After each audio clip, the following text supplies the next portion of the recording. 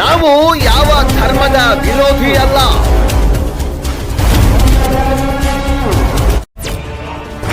ನಾವು ರಾಜಕೀಯ ಪಕ್ಷದ ರಾಜಕಾರಣಿಗಳ ಕೈಗೊಂಬೆ ಅಂತೂ ಮೊದಲೇ ಅಲ್ಲ.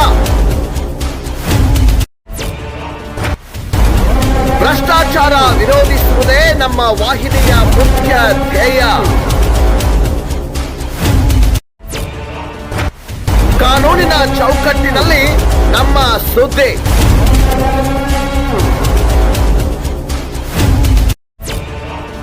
ಯಾರು ಮಾಡದೇ ಇರುವ ಸುದ್ದಿ ನಿರ್ಭಯವಾಗಿ ನಮ್ಮ ವಾಹಿನಿಯಲ್ಲೇ.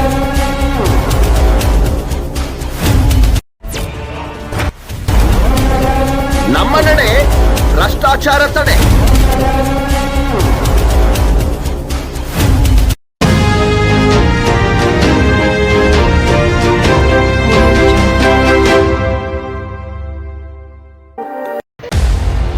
ಹುಕ್ಕೇರಿಯ ತಹಸೀಲ್ದಾರ್ ಕಚೇರಿಗೆ ಹೋಗುವ ರಸ್ತೆ ತುಂಬಾ ಹದಗೆಟ್ಟಿದೆ.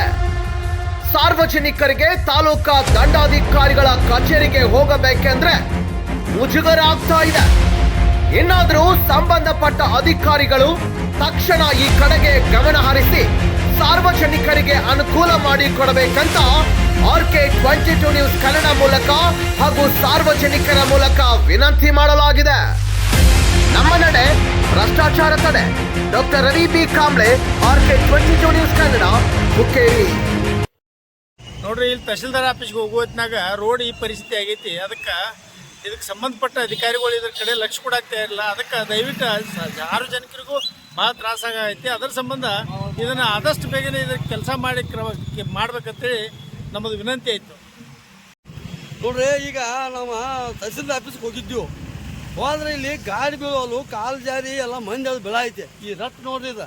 ಅದಕ್ಕೆ ದಯವಿಟ್ಟು ತಮ್ಮ ಅಧಿಕಾರಿಗಳ ಇದನ್ನು ಬೇಗನೆ ಅದನ್ನು ಕ್ರಮ ಕೈಗೊಳ್ಬೇಕಂತ ನಮ್ಮ ವಿನಂತಿ ಐತಿ. ನಾವು ರೈತ ಹಿತರಕ್ಷಣಾ ವೇದಿಕೆಯಿಂದ ಹೇಳಾಗಿದ್ದೇವೆ.